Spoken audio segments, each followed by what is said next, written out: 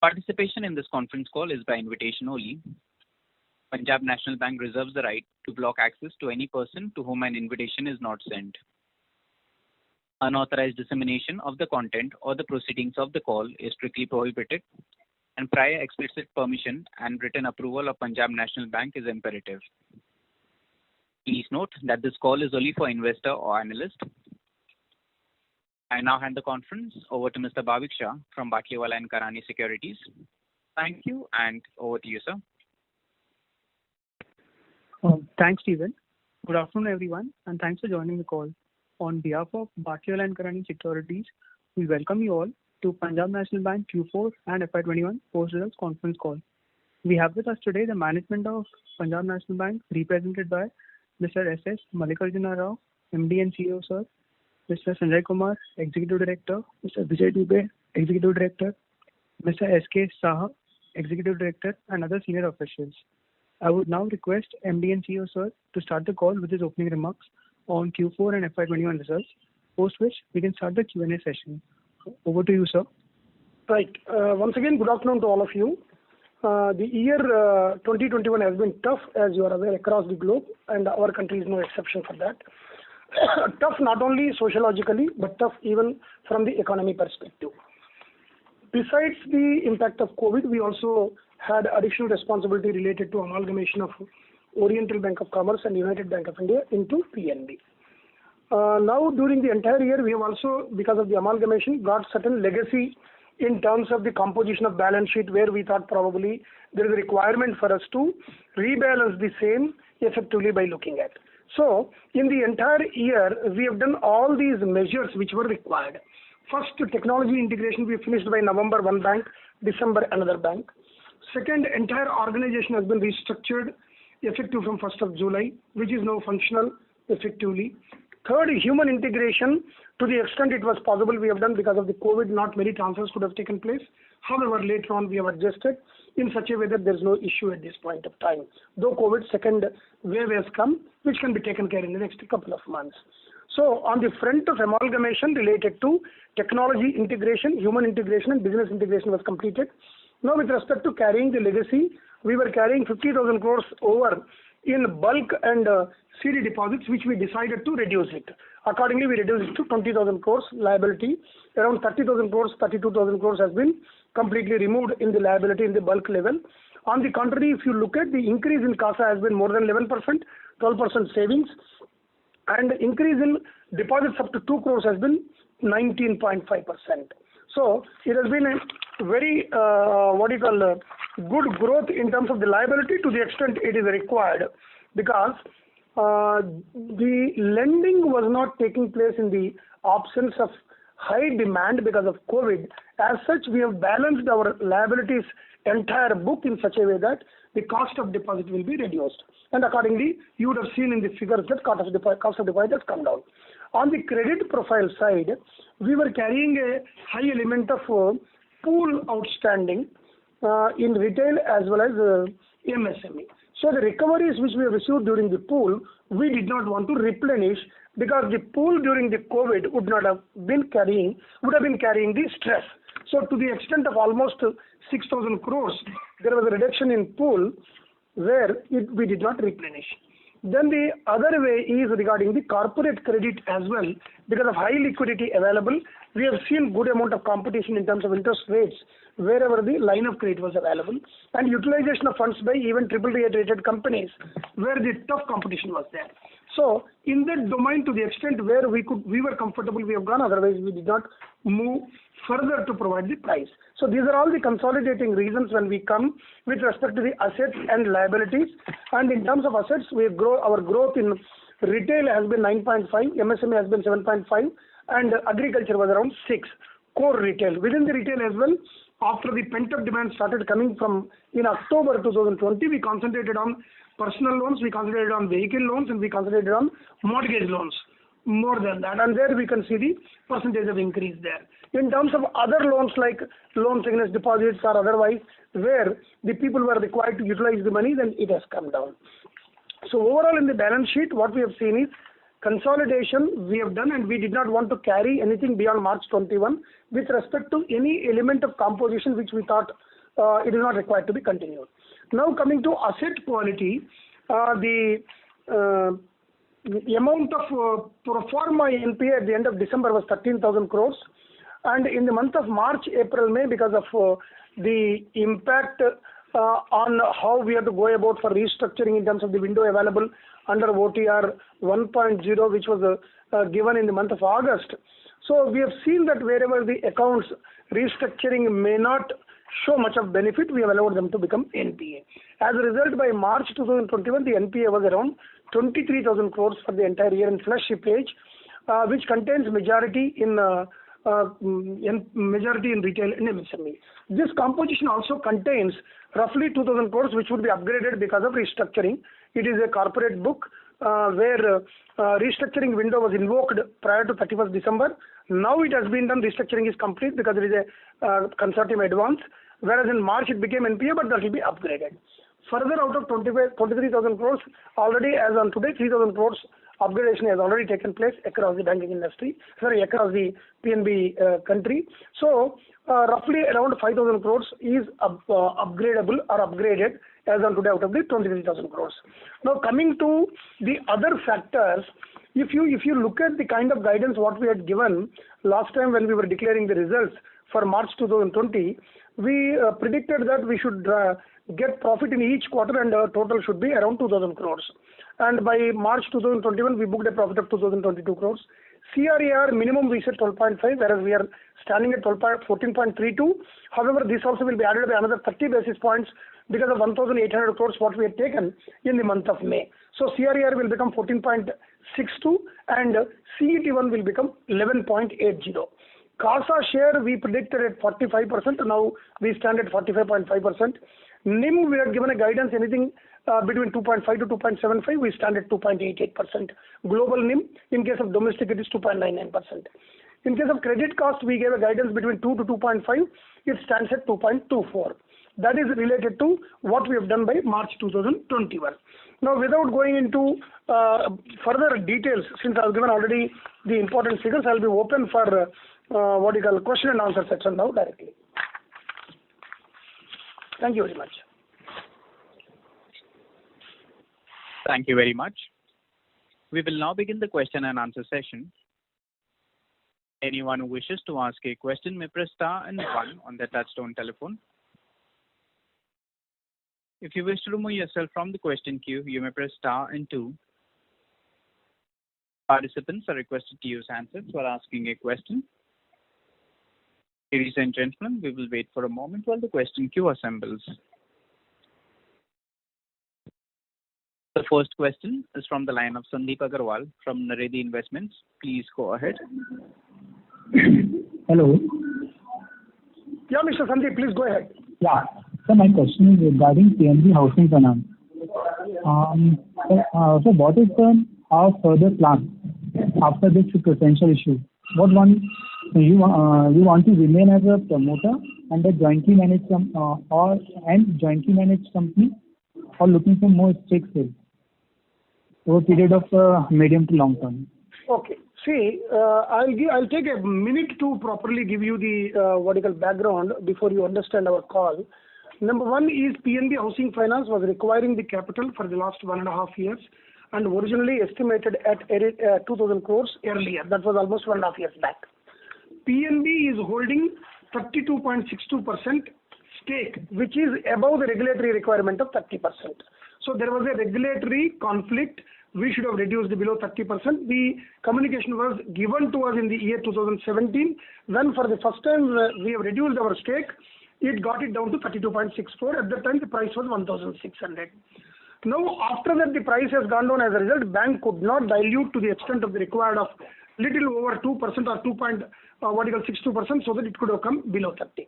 Initially, that is one background. Second point is, in the last 1.5 years, when PNB Housing Finance wanted to increase the capital, the first option they had looked at is the rights issue, because from market, they have already selected 4 BRLMs who have given an opinion that market appetite may not be very high. Particularly, COVID was also there after March. So this was from October to 2019. Their endurance was there. Based on the feedback, they initially thought of getting some rights issue contribution, which did not happen. since PNB could not contribute. Then PNB made it clear to them that you should go to the market now for getting the money. By which time the COVID impact also has come. As a result, there was an elevated requirement of capital for them. So under these circumstances, since from market they are not able to get the money, they have relied on the investors existing for getting the capital. These were the reasons for the investors coming forward and investing. Now, from the PNB perspective, we are not diluting any stake. Our stake remains the same, but in percentage terms, it will go down because of the contribution of the capital from other investors. The number of shares what we hold will continue. Now, with respect to what in future you are going to be there, as per the trademark agreement which we have signed recently, earlier trademark agreement was that PNB stake will not go down below 26%. Now, if it was not going below 26%, the sufficient capital was not or cannot be taken by the company. As a result, we have gone for a change in the trademark agreement where we put a benchmark of 20%. So we will not go below 20%. Now, in the new scenario, the position expected could be anything around 20.5 or 20.4. It will come out finally. So that would be the figure. So our commitment to the company remains as on today. We will continue to be the promoter, for which we are permitted. And valuations have also increased, which would not have been expected by any one of us. And the company should run effectively post-COVID when the demand is coming up for the housing finance company. It should have wonderful opportunity for lending. So it should be a solution in permanence rather than again going to the market for capital again and again in the next 2-3 years. These are all the important objectives which were discussed before this call was taken, and accordingly this call was taken. So to the limited point of your question with respect to what is the PNB's viewpoint, PNB will remain there. We don't have any plan to exit. Already we have taken a decision with respect to Choice Canara HSBC Insurance Company, where we have decided to exit. The formalities will take place. It is not a listed company. However, valuations will be done, and according to the shareholder agreement, the process will be followed. Okay. Thank you, sir. That's all. Right. Thank you. The next question is from the line of Mahrukh Adajania from Elara Securities. Please go ahead. Yeah, hello, sir. My question is on restructuring. So you've given implemented restructuring of 2,600 crores, and in the last quarter you had indicated a much higher figure, especially for corporate restructuring. So the implemented restructuring in the corporate segment is around 5.6 billion, whereas last time you had indicated a pipeline of 90 billion. So you did comment earlier that 20 billion has probably been restructured in 1Q, but of that 90 billion, are there many other accounts in the pipeline as well? So what is the total restructured number for the corporate segment, including pipeline? Okay. See, the restructuring what we indicated in slide number 33 of 2,372 is a normal course of restructuring, not related to OTR 1.0 as envisaged or guidelines for which came in August 2021. Now, out of that figure, the restructuring position is just 1 minute.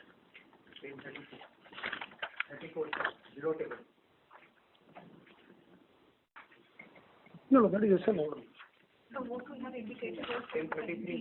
See, if you remember, our indicated amount was around 9,000 crores in the corporate book, and others together 11,000 crores we indicated. Out of that, in the corporate book, the restructuring what was done is only an amount of around 500 crores, whereas now we have invoked to the value equivalent to 9,000 crores. So out of 9,000 crores, only around 500 crores was done before March, and after March we have already done 2,000 crores. So this 2,000 crores has become NPA in the opening remarks I told, which would be upgraded. So remaining 7,000 crores also will be undertaken before 30th of June. However, in case of accounts up to around 2,000 to 3,000 crores, the response has not been there for undertaking the restructuring, as they think that restructuring is not required, they can continue.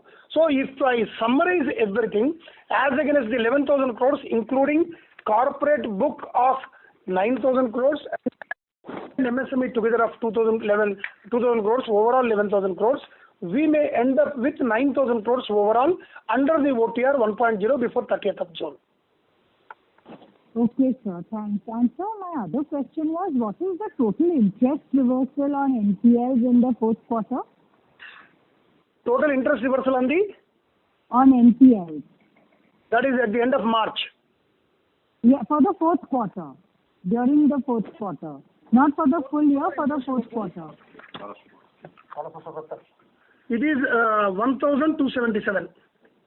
1,277. Okay, sir. Thank you so much. It is a period of 9 months. No, sorry, 7 months. See, pro forma. Pro forma. Yes. You remember pro forma NPA, what we have shown interest reversal of 431 crores in the provision we have shown. Correct. If you go through last time figure, the 431 is included in the 1277.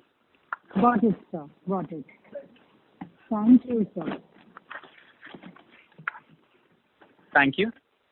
The next question is from the line of Akshay Ashok from Dalal & Broacha Stock Broking. Please go ahead.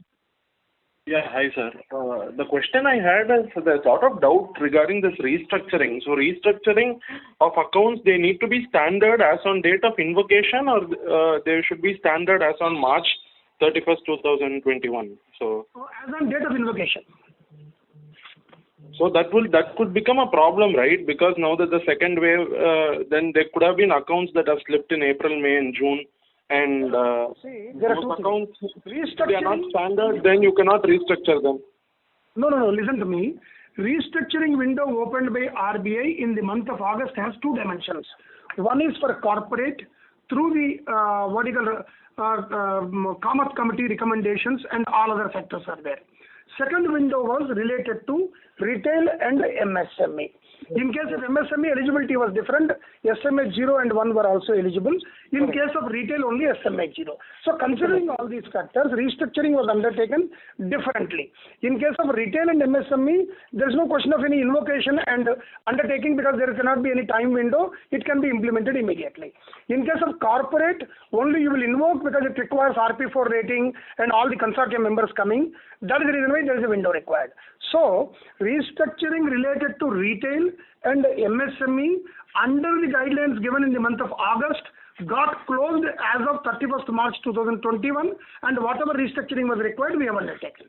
Only for corporate segment, we have invoked before 31st of December for the accounts involving an amount of 9,000 crores, against which before 31st March, we could restructure only around 600 crores, and as of today, 2,000 further crores have been implemented. However, this 2,000 crores, what I am referring, has slipped into NPA as on 31st March, but in terms of the RBI guidelines, they can be upgraded immediately after implementation, and that has already been upgraded.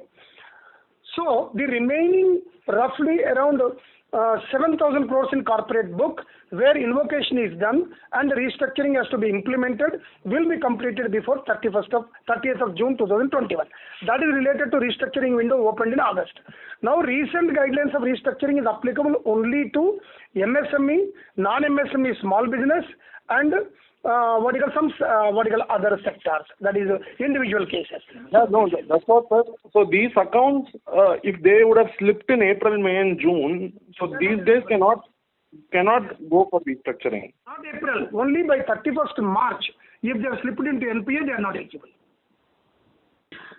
Okay. But they should be standard as on date of invocation, right? You told now. So if they would have slipped now, you cannot restructure them. Then again, listen to me. I am clarifying to you. Clause of invocation is applicable only for corporate advances. That window was already closed now by 31st March regarding invocation. 31st December, I'm sorry. So for all other accounts, now the second window is only MSME. There is no clause of invocation there. RBI's requirement is as on 31st March 2021, the accounts should be standard. Okay, okay, okay. Thank you. Thanks. Right.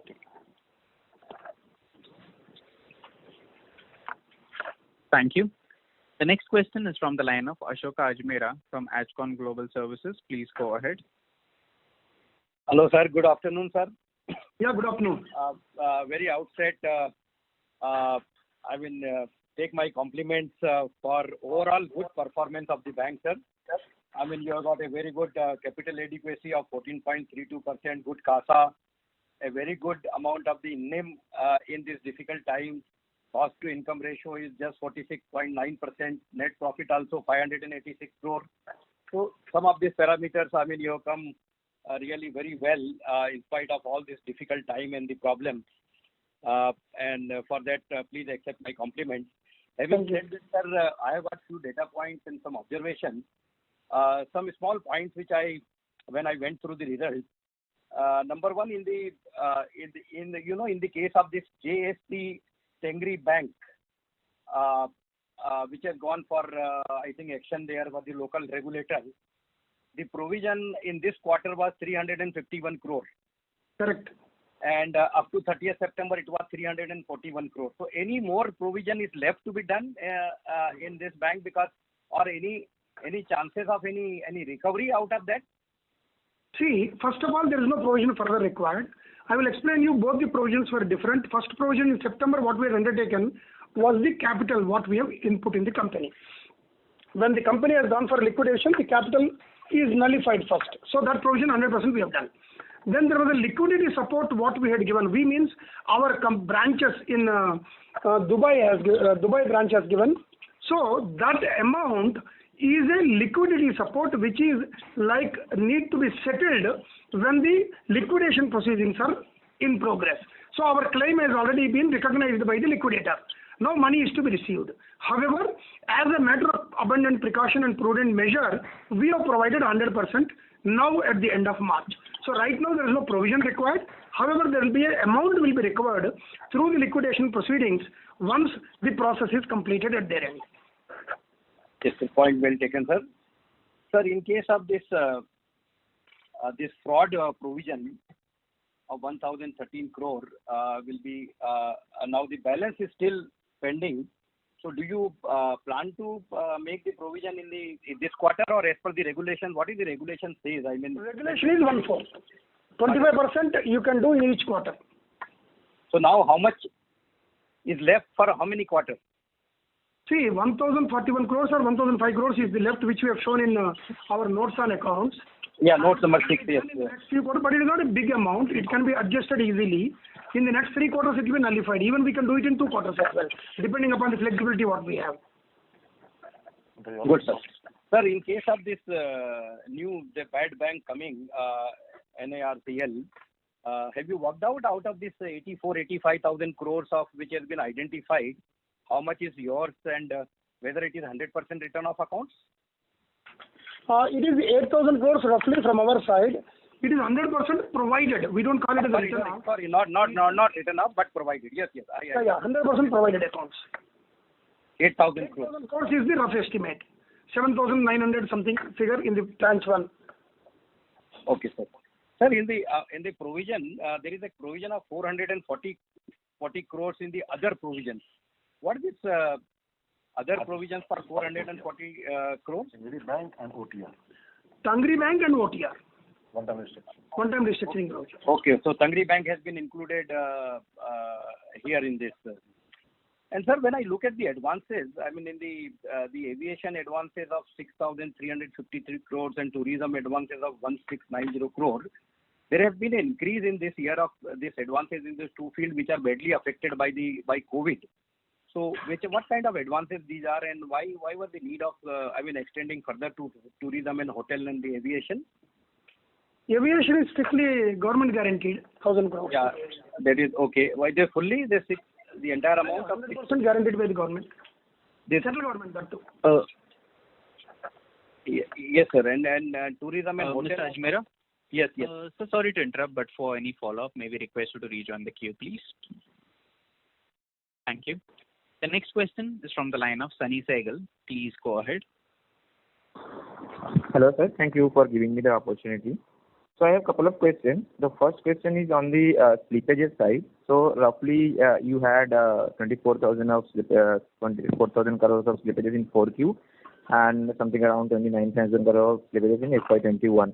If you can, sir, give me the broad breakup segment-wise, like how much it was in retail, corporate, agri, and MSME, and were there any lumpy accounts in it?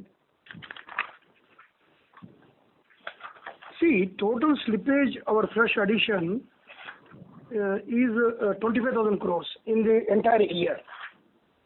correct? Right. 23,000 crores in the quarter. Now here, majority is in agri, retail and MSME. Agriculture is 5,316, retail is 3,441, MSME 9,341. And in other category, it is 5,087. And it is not a chunky one. Large corporate is not very huge. Okay, sir. So there are no lumpy accounts, if I understand correctly. No. Right. And the second question is, sir, I mean, on the guidance on the recovery side for FY22, I mean, how much overall, recovery you are expecting in this current fiscal? And, how much, are any major NCLT accounts that you are counting for recovery as well?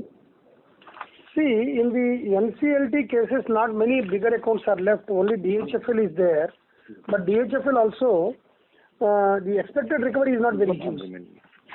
2,827 is our credit outstanding against them, 100% provided. So we are expecting, as per the resolution plan, around 440 crores recovery, which would be a full write back. Originally, we were expecting to happen before June, but probably because of the litigation, it could go and come in the month of, it may not happen in Q1, it may happen in Q2. So in Q1 and Q2 together, we are expecting around 1,100 crores of recovery, cash recovery, where around 6,500 crores of outstanding will be settled. 6,400 crores of loan book will be settled, and the cash extraction could be around 1,100 crores in Q1 and Q2 together. That is in NCLT. Now, we are not estimated for Q3 and Q4. Probably after June, we will have a better visibility, because once the NCLT cases also move further. Then with respect to other recoveries, in the current quarter already we have received recovery and upgradation of 2,300 crores as of now, and we expect another 3,000 to 3,500 crores. So roughly around 5,500 to 6,000 crores we are expecting. The follow-up is in progress. If you look at for the entire year, we will have a better estimate while declaring the results for June, because COVID impact still we are assessing. Now our approach is, as in this quarter, what has to be done immediately, we are working on that. Once the COVID recedes, we will have a better estimate in terms of understanding for recovery. But majority of recoveries will come in the accounts up to 1 crore, because slippage was there in that. And I expect retail to settle down by 30th September and MSME to settle down in Q3 and Q4, because MSME stress will continue for some more time. Exact figures and identification, we will do it once Q1 results are being submitted during next month. Okay, sir. Understood, sir. Thank you so much. Should I have any follow-up, I will come back in the queue. Sure. Thank you very much. Thank you. The next question is from the line of Jayant Kharote from Credit Suisse. Please go ahead. Can you hear me, sir? Hello? Hello, can you hear me, sir? Yeah, I can hear you. Please go ahead. Yeah, it's actually two questions. One is, if you can give us the SMA-1 number, which we had as of December in the QIP document. And second question is basically on the aging provisions. How much do we expect aging provisions to come through in FY22? See, aging provision, First quarter, 0. we will have little amount in the first quarter, but in the Q2, Q3, Q4, it will be very less. If I have to give a figure correctly, I'll just compile and tell you. Just check it out before we conclude. Yeah, 1 minute.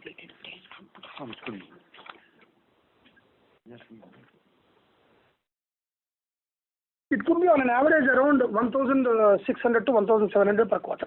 Besides, first quarter mein aging. So roughly around 7,000 crores could be the overall provision required in the year. Okay, sir. So and the SMA-1 number? SMA-1 number is around 50,000 crores.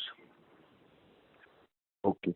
Sir, but any indications on the stress right now on wave 2? I know it's a little bit early, but what are your estimates given we've had retail and MSME? Do you think much of the stress would have gone through, or do you see another round of build-up now?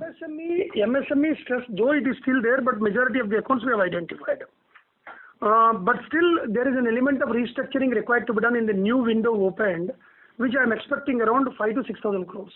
If you look at our MSME restructuring right from 1/1/2019 till 31/3/2021, where that window was open, our entire restructuring book is only around 4,900 or 5,000 crores, including 12,277, which we have done in OTR 1.0, which came in August. So MSME book, not very high book we have restructured. It is roughly around 5,200 out of 1,27,000 crores of outstanding in the MSME.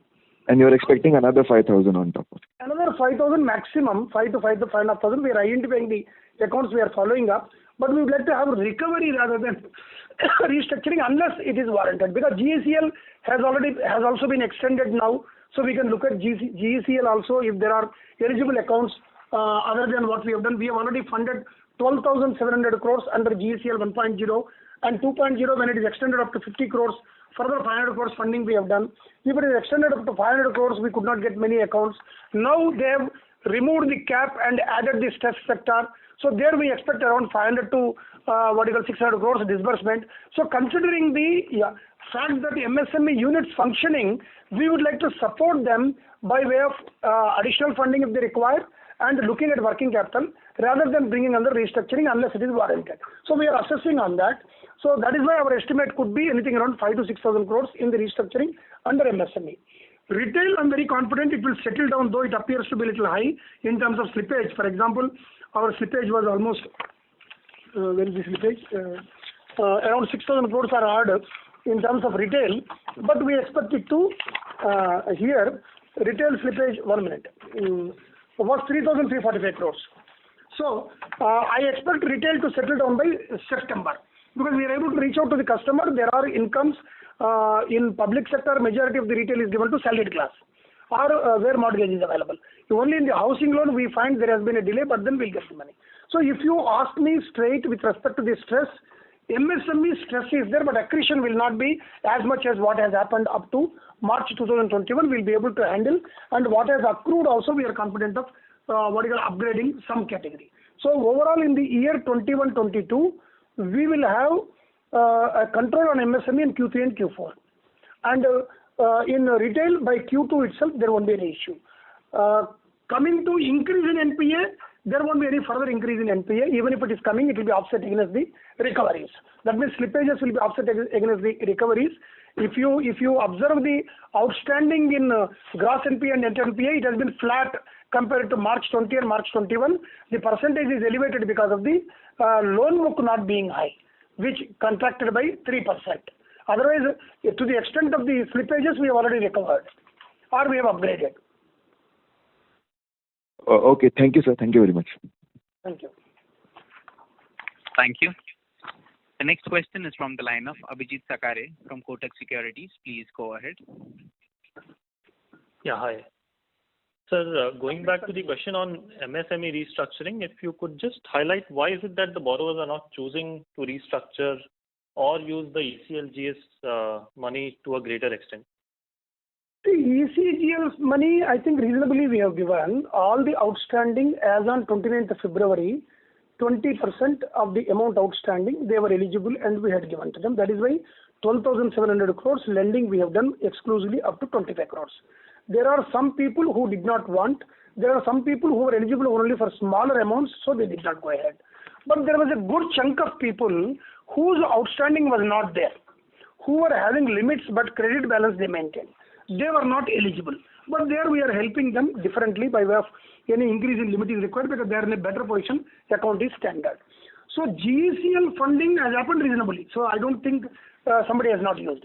Only question is, when we were doing the restructuring, eligibility is unit should run, unit should have the capability with the availability. So those factors were seen.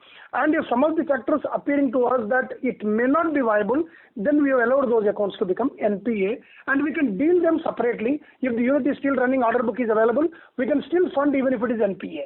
Instead of restructuring only for a brief period and then again it is coming into problem like what we have seen now, COVID second wave has impacted those which are restructured also. So there we have to again handle them more properly. So that was the reason why restructuring book compared to other banks in our bank has been smaller one vis-a-vis the loans outstanding. In the restructure book 2.0, restructure guidelines 2.0, which are standard accounts as of 31st March 2021, we are identifying, as I have indicated, maybe around 5,000 to 600 crores will be undertaking restructuring because they have already withstood the COVID-1 wave and continue to be standard. So where the visibility of restructuring and in terms of their capability to come out of this problem will be much higher. Got it. The second one is a clarification on slide number 14, where you have the rating-wise mix of loan book. Correct. There is about 9,000 crores of loans, which is rated D, but still standard. So just trying to understand. Which one? 14 number slide. Yeah. Yeah, D is. This is what you call some of the government accounts. Okay, nothing. And a couple of accounts have been restructured, but they are joined. the restructured book standard, where rating will continue to be D. Okay, understood. And so second one was the clarification on slide 37 on the exposure to top 10 groups, where we see a 500 basis points jump quarter on quarter. Top 10 groups, no? Actually, there was a mistake. Actual figure is 12.93. We will correct and put it immediately. It is not 18.73. It is 12.93. Now we have corrected and put up in the website. Okay, understood. Just final one, sir. On the NARCL sale that will happen, do you expect to get 15% cash upfront on the fully provided NPLs? Actually, what happens, our identified book is around 8,000 crores, which is 100% provided. Now, the extraction amount we have to see, it is not on 8,000 crores, you will get 15%. What is the extraction? On an average, if you look at, the extraction is between 25 to 30%, going by what IBC and everything happened, even though real auction will take place by the NARCL through AMC. So, initially, based on each asset, a figure will be arrived at. A reasonable figure that could be anything around 25-30%. Suppose we take 25% as our theoretical understanding. For 8,000 crores, 25% will be 2,000 crores. Out of 2,000 crores, 15% will be the cash. That means 300 crores will be the cash which can directly go to P&L to us. And 85% will be given by FSR, which is expected to be guaranteed by Government of India. Got it. And the last one is, what is the DT outstanding as of March 31st? 1 minute. 27,000 crores. Okay, all right. This year we have reduced 1,400 crores, you must have seen in the balance sheet. Sure. Thanks a lot. Thank you. Thank you. The next question is from the line of Manish Shukla from Citigroup. Please go ahead. Yeah, good afternoon and thank you for the opportunity. The pro forma stress as of December was about 13,000 crores. Correct. And for the March quarter, you have reported 23,000 crores.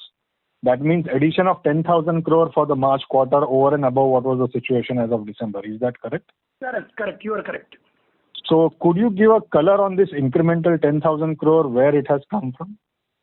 It has come from these sectors only. That is retail, MSME and agriculture. And within retail, how much would it be secured or unsecured? Completely secured. We don't have retail unsecured. Even if it is a personal loan given to only employees, salaried class. I'm just curious because 10,000 crores across retail SME does imply that a very large number of accounts have slipped into NPA after December. I'm just trying to understand what exactly is playing out here. No, I do agree with you. It is only because of the collections not coming. There's no element of unsecured position problem here. That is why I was indicating retail will settle down by next quarter itself. By September, the slippages will be reduced and upgradations will be much higher. We have to deal with only MSME. So given the lockdowns which have happened in April and May, is it fair to assume that the number in the current quarter can be meaningfully higher than this? It will not be higher because all the collection efficiency in April was 84% and in May it is 91% currently. And June also we are pursuing very well. Though the stress is there, like we have already given the figure SMA2, which was around 32,000 crores. When we have indicated 33,000 crores when we have indicated, but it has come down substantially as on today and we are working on that. So I do not expect the slippage to be more than what has happened in March, not even more. It will be much lower than that. Sorry, so you said May was 91. May was 91%, correct. Compared to March, what would it be March? March was also around 84%. So May is higher than even March. Correct. Okay. October, Fine. November, December were better. Then January was moderate, January, February. March it has come down a little. Again, April and May it has increased. Okay. On the asset sale to NARCL, how are these 8,000 crore identified? I mean, if you could just explain what are the nature of those assets? See, all the assets which are for which there is a value and 100% provided and not declared as a fraud. Okay. Because you're saying that the recovery is likely to be about 25-30%. So I'm just curious if this is the best. I mean, in that sense, is it the best out of the stress book that you have? And will the recovery in other assets be even lower? In one case, it could be 40-50. In one case, it could be 10-15. So what we have identified is predominantly not being fraud account. Second is 100% provided. And where all other banks are there. See, first what we have done is above 500 crores exposure in each bank. There is a multiple banks involvement in the public sector space, not being declared as a fraud, 100% provided. So these conditionalities we have applied. Okay, right. Really the last question, what's your expectation on net interest margin? NIM, our domestic stood at 2.99, global stood at 2.88, and it will not be lower than 2.75 during the current year. Okay, understood. Thank you. Those were my questions. Thank you. Thank you. The next question is a follow-up from the line of Mahrukh Adajania from Elara Capital. Please go ahead. Yeah, hi, sir. Just a few clarifications. So the NARCL, in the first phase itself, say by June, you will transfer 8,000 crores, right? On which the recovery will be 25%, as in that the net asset value or the valuation may be 25 to 30%, and of which you will get 15% in cash. That's correct, right? No, listen to me. NARCL, while transferring, the net book value concept will not come because net book value as per the RBI guideline is the outstanding minus provision is the net book value. So here in every case it will be zero only. So it is not the criteria. Criteria is what kind of recovery we can get when we sell through auction. NARCL advantage will be aggregation of debt from all the banks at one location, and the person who will be bidding through the tender process will have visibility in getting control of the asset immediately, protection of value of the asset. These are the advantages. So I had only given an example that in case of each asset, based on the position, the amount assessed, though ultimately it will go for what you call Swiss challenge, and then only you will get the money. So I gave an example that if 25% is the amount, out of that 15% will be cash, 85% will be SR. Sure, sir. Sir, and you had said that there's 1,100 crore of recovery in first and second quarter, and that's across two accounts. That's correct? Not two accounts. There are, 1 minute, I'll tell you number of accounts. There are 17 accounts where outstanding will be reduced to the extent of 6,500 and cash recovery expected would be 1,100. And they are all NCLT, you said? They are from NCLT only. I am giving you NCLT details only. Got it. And so my other question was that what is your recovery from Bhushan Power? 3,000 crores. 3,017 to be exact. Yes. Okay, 3,017 crore, and it's taken through recovery in written off assets, right? Recovery in written off, correct. Okay, sir. Thank you so much. No, it is 1 minute. It is not fully written off. It is actually recovery only. It is not written off because it was there in the books of accounts. Oh, so but it was 100% provided, right? So 100% provided, but not written off. Okay, so it went through the provisioning line, is it, or through the? Huh? Yes. The provisions were lower by 3,000 crores, correct? But we have diverted provisioning to other areas. Correct. It is a provision right back. Okay. Okay, sir. Thanks.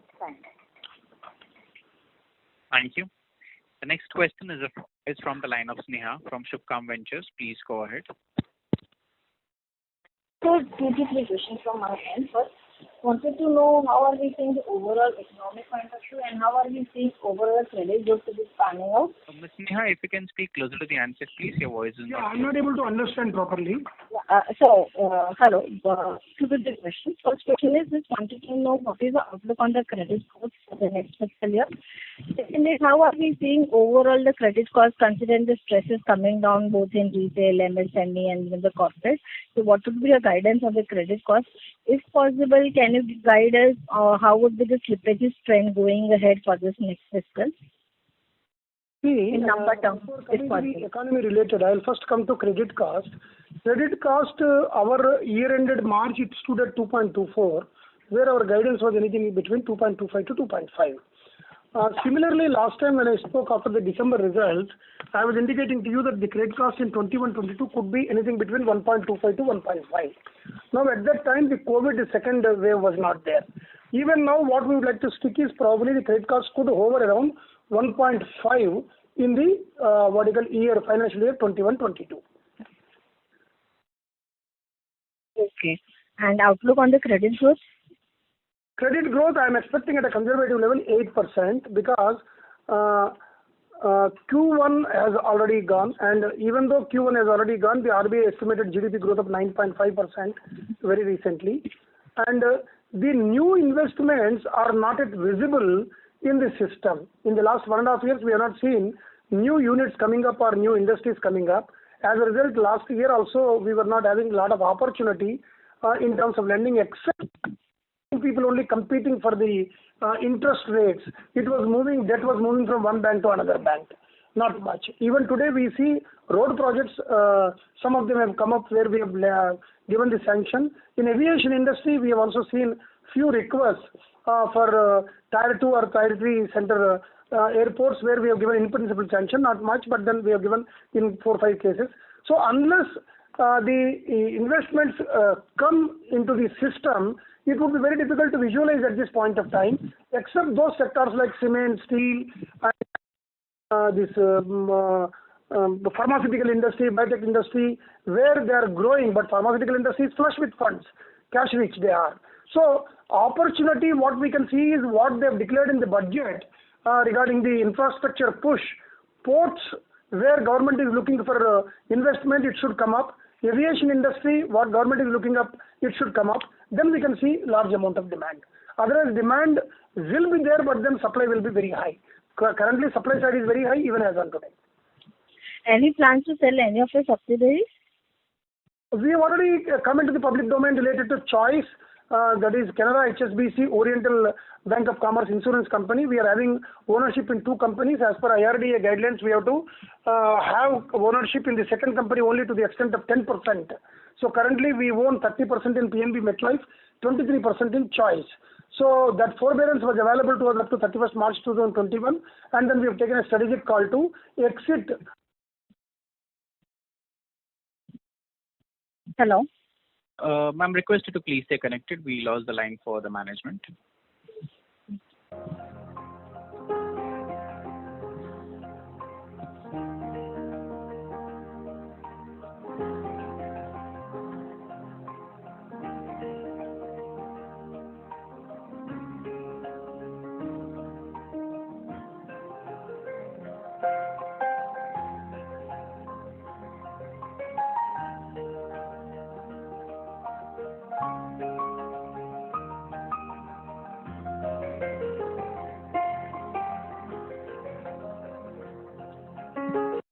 Ladies and gentlemen, we have the line for the management reconnected. Thank you, and over to you, sir.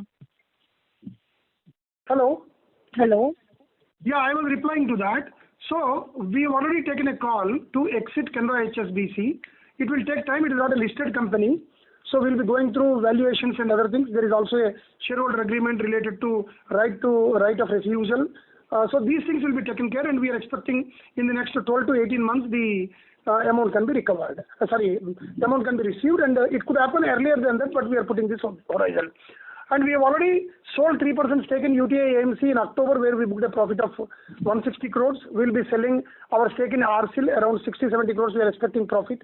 There is one more company where another 50 crores we are expecting. So these are the plans at this point of time. Okay. So suppose this recent raising of the capital, any plans to raise further going ahead in the next calendar year or in the end of the fiscal year or anything? See, as on today, if you look at our capital is 14.32, and if you add another 30 basis points for 1,800 what we got through QIP in the month of May, CRAR will stand at 14.62 and Tier 1 capital will be 11.8, which is sufficient. Even if you look at 2% of worst case scenario as in terms of RBI's assessment, still we are sufficiently capitalized. So we will assess we still have the headroom for AT1 capital of 2,500 crores, which we can raise. Anytime we have not raised because of the market conditions, where because of SEBI guidelines the prices has gone up. So we have that headroom available. We will assess the position after June quarter results are declared. Otherwise, as per my assessment, we don't require any capital during the current year, even for taking care of the growth requirement. Okay. And sir, any number you would like to share on the slippages front, if possible? How have share the numbers on the recoveries front you are expecting? Recoveries, madam, I said, 1100 crores in NCLT in the H1, and our general recovery generally will be around 3000 crores minimum in every quarter. So we would like to maximize on that because slippages have been very high. So I will have a better estimate when we declare the results for June, because still we are in COVID, where we are coming out of the problem of that collections issues. Now only slowly collections are increasing. So any estimate as on today would not be appropriate mathematically. So June declaration, when we come with the results, we'll have a proper estimate. Otherwise, generally 3000 crores recovery comes in normal accounts, and NCLT this time compared to last year, not many accounts are there. Even including DHFL, our recovery is expected to be 1100 crores in cash, whereas debt reduction will be around 6000 crores, 6500 crores. Okay. Got it, sir. Thank you. Thank you. The next question is from the line of Dhaval Gada from DSP Mutual Fund. Please go ahead. Hi, sir. Just two follow-up questions. One is on the the national ARC that you talked about. Just in your example of the 8,000 crore, this will get knocked off completely from NPA, or the amount from NPA reduction would be lower than 8,000 crore. And if I understood you right, sir, you will get 300 crore cash, and the rest will be written down, against which you will hold security receipt worth 1,700 crore in the example that you gave. Is that understanding correct? I'll split that example into two parts. 8,000 could be some part is written off, some part is not written off. Which is written off, there's nothing discussion on that, because it is completely written off with the provision. So whatever 15% comes, it will go to my P&L directly. There is no further commitment on that. We'll hold the SRs, but SR, since there is no outstanding, there is no provision required to be done. SR also, will be like without any book entry. However, even if we create the book entry, the amount will be carved to the SR, since it is a written off account. With respect to amount outstanding in the book, so once the cash recovery comes, cash recovery will go there, but SR, because it is also 100% provided, SR will be having the provision which is there against that. So technically we will have SR with 100% provided, since all these accounts are 100% provided accounts.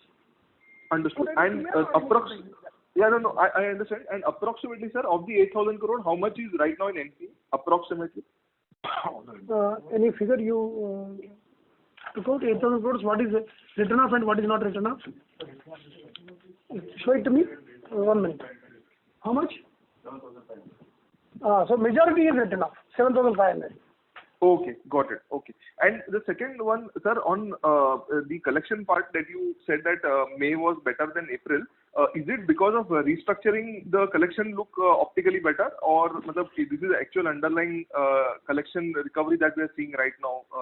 If you could, because actually system as a whole, we've been seeing May to be more worse than April. So just trying to understand why the difference at all. No, it is only because of follow-up only. There is nothing. Otherwise, it has been very tough for us.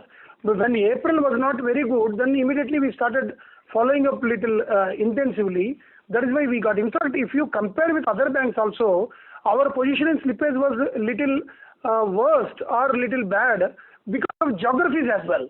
If you look at our geographical presence is more in north, particularly Punjab, Haryana, and again West Bengal and Northeast. These are the places which are badly impacted in terms of COVID. And the agitation of farmers and agitation of other factors have led to collection being impacted in Punjab and Haryana. And again in West Bengal as well, the COVID has been very high. Whereas in other areas, our collection has been much better. So May has been better only because of the follow-up, and we are expecting it to improve even in the month of June. Understood, sir. Thank you and all the best. Right, thank you. Thank you. The next question is from the line of Sushil from Indus Equity. Please go ahead. Good afternoon, sir. I had a simple question, as most of the questions you had. You realize the best result which you got out of PNB Housing. You've already highlighted Canara, HSBC, OBC. Correct. Is PNB Gilt a possibility? See, PNB Housing or Gilt you are talking about?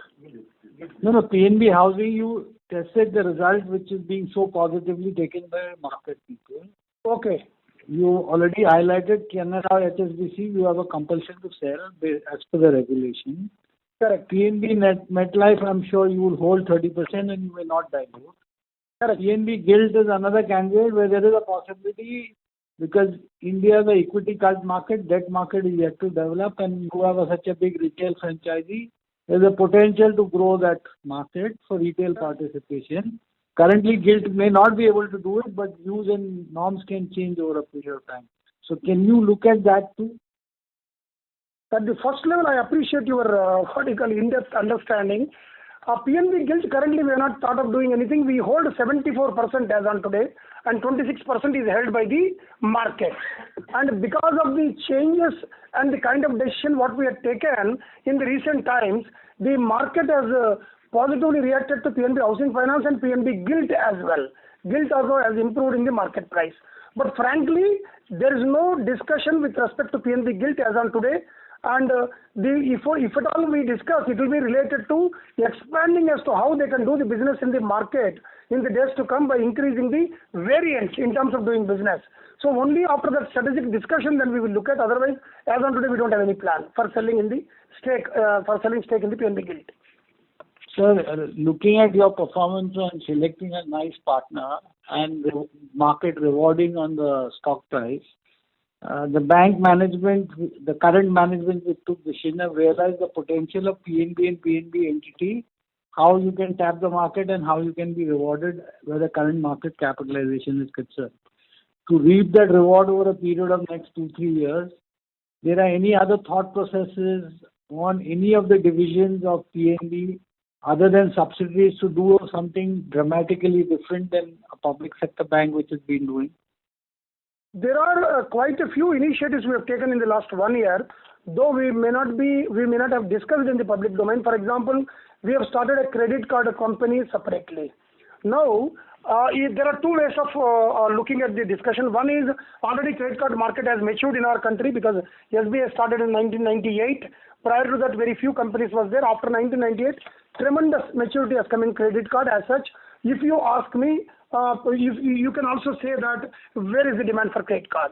However, currently, if you look at our credit card base is very low for PNB.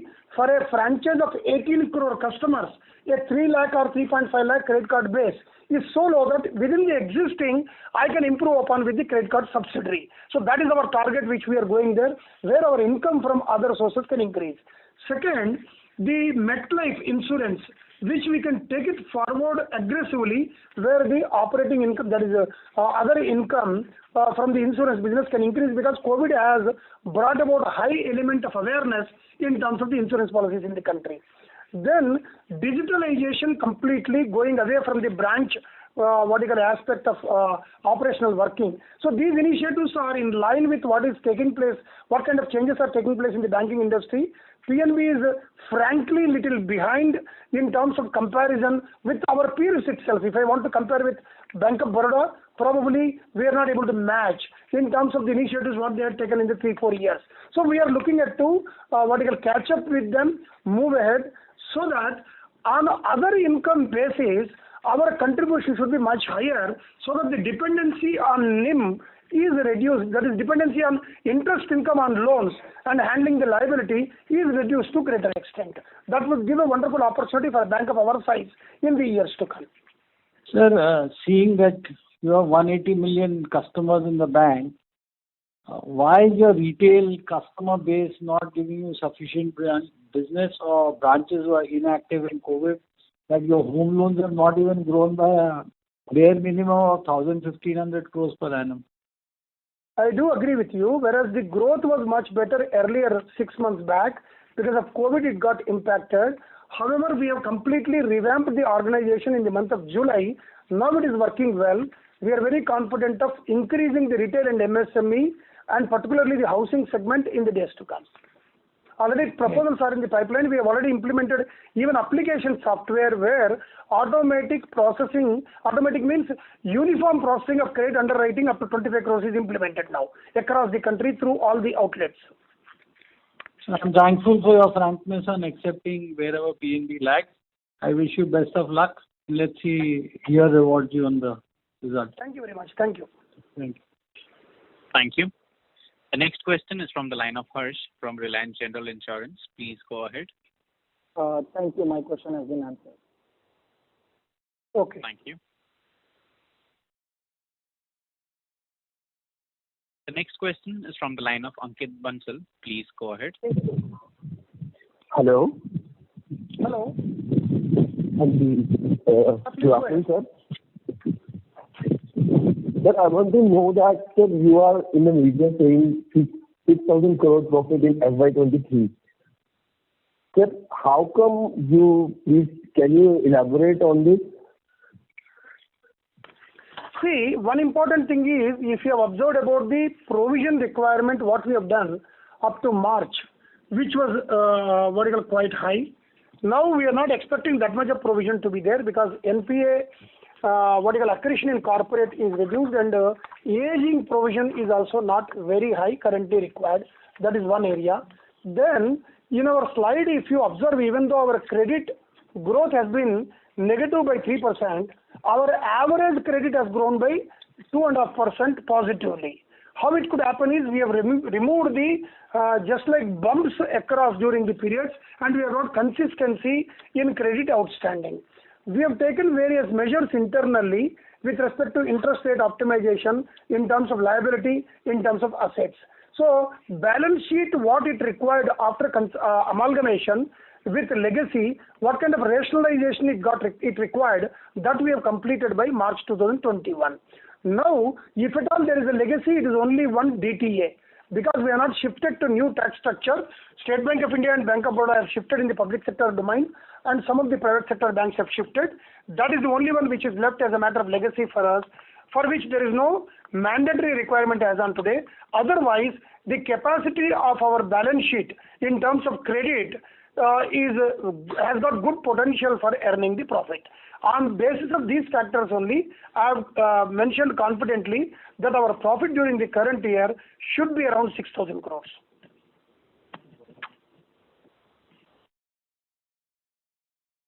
Thank you. The next question is from the line of Mangesh Kulkarni from Almonds Global Securities. Please go ahead. Hello. Yes, sir. Last quarter, we have mentioned about the opportunities from the sale of some real estate assets. So what is status of this in the FY21? We have not sold any property which were there in the domain under tendering, but fructification has not taken place so far in the real estate assets. In terms of branch rationalization, we have already closed. That means merged 420 branches as on today. So which was a target up to 500 up to June. which we have already done 420, and I am confident of doing that. Regarding real estate, we are yet to get the amounts. Okay, sir. Okay, thank you very much. Right. Thank you. The next question is from the line of Jay Mundra from BNK Securities. Please go ahead. Yeah, hi sir. Sir, just two things. One is, I think you had given the slippages breakup of 25,000 crore. Correct. But it I mean, if you can repeat, I think the total is not adding up because agri 5,300. I have given only 23,185 for Q4. For overall 25,000, you can note it down. Agri is 5,460. Yes, sir. Retail 3,345. Yes, sir. MSME 9,817. Okay. And others is 6,380. Okay, sir. So the MSME is the highest chunk, right? And Correct. MSME is the highest chunk, and we are working on that. In the other category 6,380, 2,000 crores will be has already been upgraded. That is under restructuring category. Right. And do you suspect, sir, MSME once you restructure maybe under let's say restructuring 2.0, or maybe you do, let's say ECLGS, the recent tweak which Finance Ministry and IB has approved, do you see there is a case for some of the upgrade to standard out of this 9,800 crore slippages? 9,800 crores is not eligible for restructuring. It is only recovery upgradation, or if the unit is running additional funding, but it will continue to be NPA even after additional funding until the improvement comes for the recovery. So technically, this 9,817 will remain NPA. We will be following up for recoveries, or if there is any requirement, we can do additional funding not through GECL. GECL eligibility is different, and restructuring current window 2.0 is covering only accounts which are standard as on 31/3/2021. Right. Understood, sir. And the second question is, sir, now the merger has been complete. Yes. And I think we have mentioned also that it is a very quick in terms of timeline. So now how should one look at it, the cost synergies maybe for the FY22? So you have rationalized quite a few branches and ATM, etc., and maybe the headcount also. So what could be the cost savings for FY22?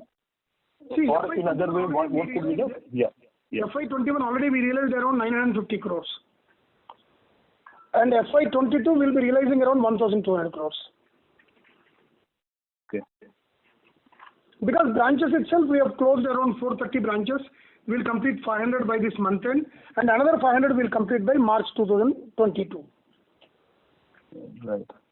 So in terms of, sir, your cost growth, right, salary plus non-salary OPEX growth, could we see, so this year we have seen on a YOY basis, it was actually a decline.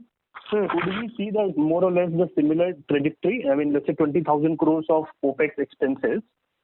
How should it trend in FY22? See, main thing is, if you look at cost to income ratio, which has gone down very heavily, there was an exception case in the month of March 2020 when 3 banks were being merged. In fact, the figures are as of 1st April 2021, after the merger balance sheet was prepared, because of harmonizing the policy on AS 15, that is for funding to pension and other related issues, there was a requirement of higher provision to be made by the merging banks. As a result, the amount was very high. That's why you observe that percentage-wise there is a larger difference. However, at 46% of the cost-to-income ratio, it is sustainable. Even if you've seen December, it was 47% and 46%, which is sustainable. And in the year, during the current year, the level will be same, what you are indicating to me. Understood, sir. Yeah. Thank you, sir. Thank you so much and all the best. Thank you. Ladies and gentlemen, that was the last question for today. I now hand the conference over to Mr. Bhavik Shah for closing comments. Over to you, sir. Thanks, Ethan. On behalf of Batlivala & Karani Securities, we thank Punjab National Bank management for giving us the opportunity to host the call. Thank you, everyone, and have a good day. Thank you very much. Thank you. Thank you. Ladies and gentlemen, on behalf of Batlivala & Karani Securities, That concludes this conference. We thank you all for joining us, and you may now disconnect your lines.